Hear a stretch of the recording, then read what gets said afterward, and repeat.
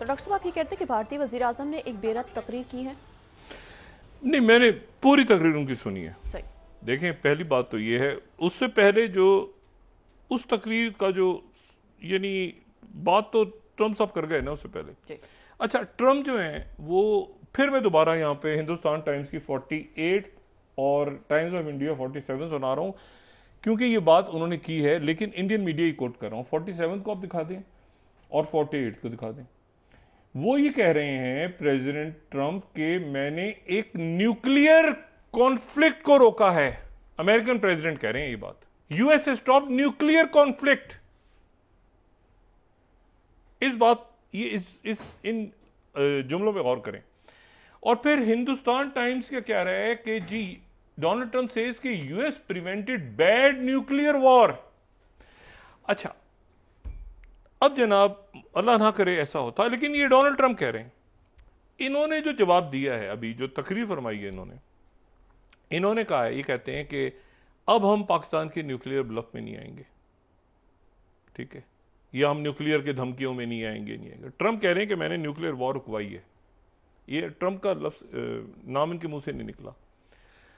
दूसरी बात जो है वो ये है कि कश्मीर का मामला आगे आ गया है। कश्मीर का मामला अब डिस्कस हो रहा है पूरी दुनिया में। कश्मीर का तो ये पाकिस्तान की सफारतकारी, पाकिस्तान की सारी बातचीत है ना। उनकी बात किससे हुई है? यहाँ पे शहबाज शरीफ साहब से हुई है, इसाक डार साहब से हुई है, army chief general Asim Munir साहब से उनकी बात हुई है, और DGISI जो कि अब NSA भी हैं, जनरल आसिम मलिक साहब से, ये सारी शख्सियत से उनकी बात हुई है। अच्छा, और वहां पर जयशंकर, अब एक और अजीबो गरीब उन्होंने बात की है जो मैं सर सोच रहा था बैठ के कि ये क्या बात। वो कहते हैं, ये मोदी साहब फरमा रहे हैं अपनी तकरीर में कि पाकिस्तान के DGMO ने हमें फोन किया और कहा कि ये जंग रोक दो, तो हमने जंग रोक दी। ओ भाई, यानी क्या क्या क्या बच्चों जैसी बात कर रहे हैं। पाकिस्तान के DGMO ने हमें कहा, हमारे DGMO को कहा कि जंग रोक दो, तो हमने जंग रोक दी। ये नहीं उधर से मार्को रूबियो, जयशंकर और वो दुनिया भर, चाइना और रशिया और ये वो नहीं, हमारा DGMO उनको कॉल करके कहा कि जंग खत्म कर दो। मैंने कहा ना, मत मारी गई इस बंदे की। और कोई जवाब, कोई इतनी बेसरोपा तकरीर थी।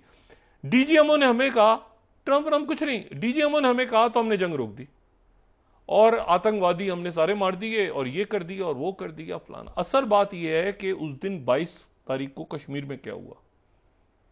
कश्मीर में क्या हुआ? फॉल्स फ्लैग था, ये इंटेलिजेंस फेलियर था। और ये 20 दिन के बाद आप आके, ट्रंप ने जब क्लोज कर गया, आपने हमला किया, आपने शुरू किया ना ये जो भी ऑपरेशन सिंदूर, तो आपने तो नहीं खत्म किया, ये तो ट्रंप ने खत्म किया।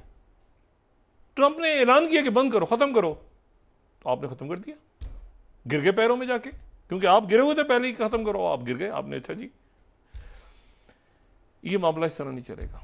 दूसरी बात जो है, वहां से शुरू करते हैं कि ये पूरे ग्लोबल सिनेरियो में तो वो इंडस्ट्री शिफ्ट होना, ये होना सारा, इन हालात को देख के, ये मैं आपको ऑन अथॉरिटी बात बता रहा हूं कि जब ये ट्रेड पे बात हो रही थी जेनीवा पे, तो उसमें ये बात भी डिस्कस हुई कि अगर चाइना की तरफ से बात गई कि आप फैक्ट्रीज यहां से लेके जाते हैं किसी और मुल्क में, हालात देख रहे हैं, ये देख रहे हैं, वो देख रहे हैं, अमेरिकन ने कहा कि हम तो इतनी इनसिक्योर जगह पे जा ही नहीं सकते। उनकी तरफ से बात हुई जहां हर दूसरे दिन जो है वो वहां लोग खड़े हो जाते हैं और ये हो जाते हैं, हम कैसे वहां पे इन्वेस्टमेंट करें। ये इन्होंने, कैप्टन खराब हो ना, पूरा मुल्क बर्बाद होता है।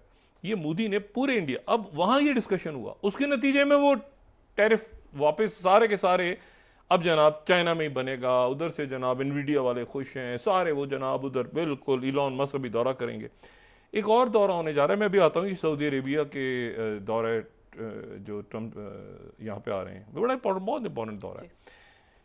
प्यूटिन ईरान आ रहे हैं, प्यूटिन ईरान आ रहे हैं, रशियन प्रेसिडेंट प्यूटिन, उनके दौरे की एग्जैक्ट डेट जो है, लेकिन जल्द होगा दौरा, मेरा ख्याल है दौरा जो है वो जल्द होगा। उससे पहले ये पूरी कोशिश होगी कि ये स्टीव विटकॉफ मामलात वगैरह तय करें।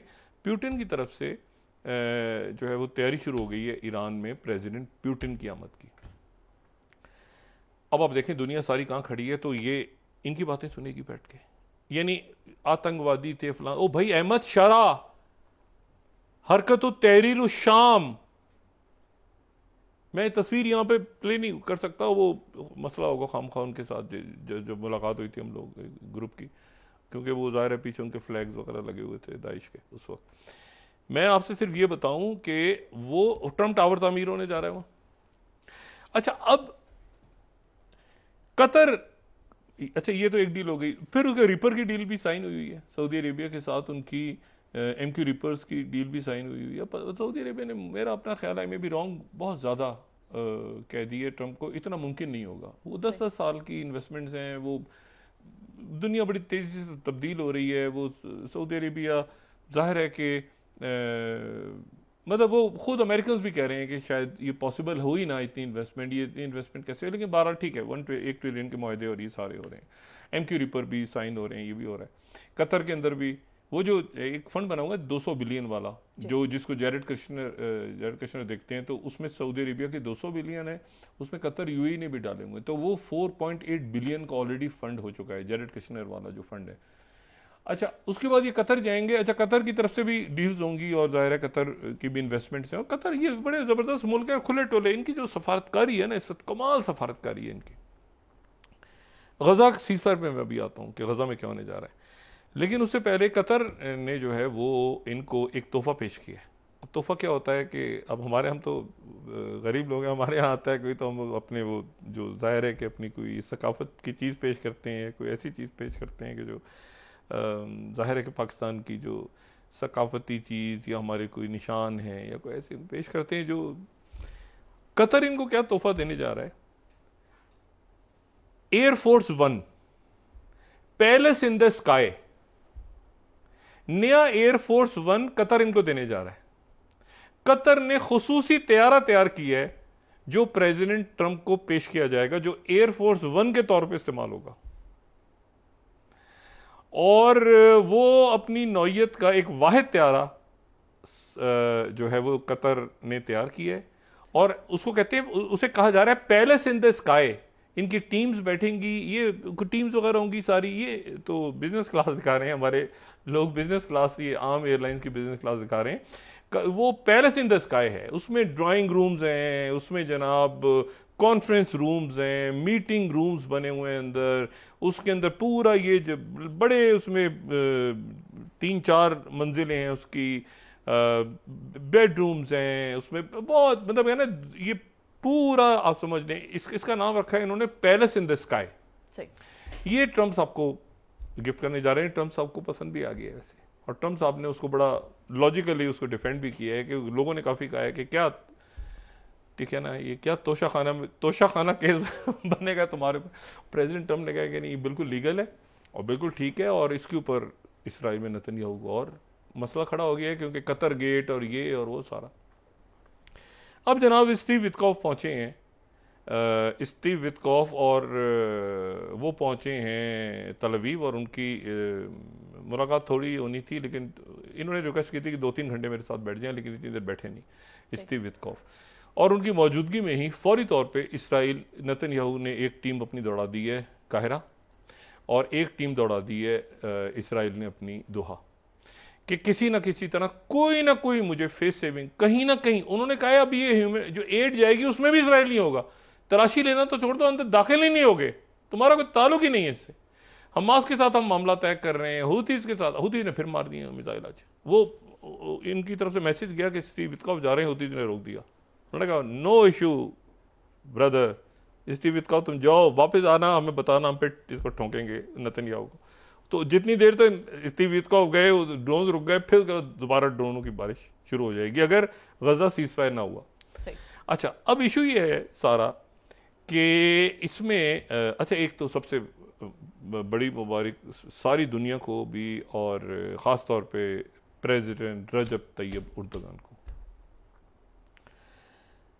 PKK ने आज ऐलान कर दिया कि हम तहलील हो गए। उन्होंने आज ऑफिशियली ऐलान किया है एक प्रेस कॉन्फ्रेंस में अपने तहलील होने का। 40 साल के बाद, 1984 में कायम हुई थी, 2025 में ये तहलील हुई है, 40 साल के बाद। और इसमें हज़ारों लोग इसमें अपनी जानों से गए, इनकी क़यादत जेलों में पड़ी रही, कुछ नहीं हो। तैयब उर्दगान ने फिर आखिर में जाके इनको एक ऑलिव ब्रांच ऑफर की, वो इमरी जजीरे में इनके अब्दुल्ला ओगलान हैं, उनको उन्होंने कहा कि तुम सियासत में हिस्सा लो, सियासी दुनिया सारी आगे पीछे, उन्होंने कहा नहीं ह्यूमन राइट्स, उन्होंने कहा नहीं, सवाल ही तय्यिब एर्दोगन और टर्की की अब लीडरशिप देखें जब खड़े होते हैं वो बिल्कुल सवाल ही पैदा नहीं होता। अब वो दूसरा जो YPJ वाले हैं, वो जिनको अमेरिकन ने रखा हुआ था, उनका पता नहीं क्या बनेगा, क्योंकि एक दूसरा ग्रुप कुर्दों का तो मिल गया ना आके इनके साथ, अहमद शरा के साथ, वो तो कैबिनेट का भी हिस्सा बन गए। YPG को भी मेरे ख्याल से फारिग कर देंगे अमेरिकन, वो बेकार हो गए वो, या वो भी इनके साथ मिला के कहीं एक छोटी मोटी वजारत वगैरह ले लेंगे। लेकिन ये है कि ये बहुत बड़ी विक्ट्री है, और मैं इसको मतलब अपनी जानिब से भी, और हम प्लेटफॉर्म पे बैठे हैं तो सबकी पाकिस्तान की जानिब से इस बहुत बड़ी कामयाबी पे कि PKK जो है वो डिज़ोल्व होने का ऐलान हुआ। और तुर्की में आज बड़ा जश्न है इस बात पे।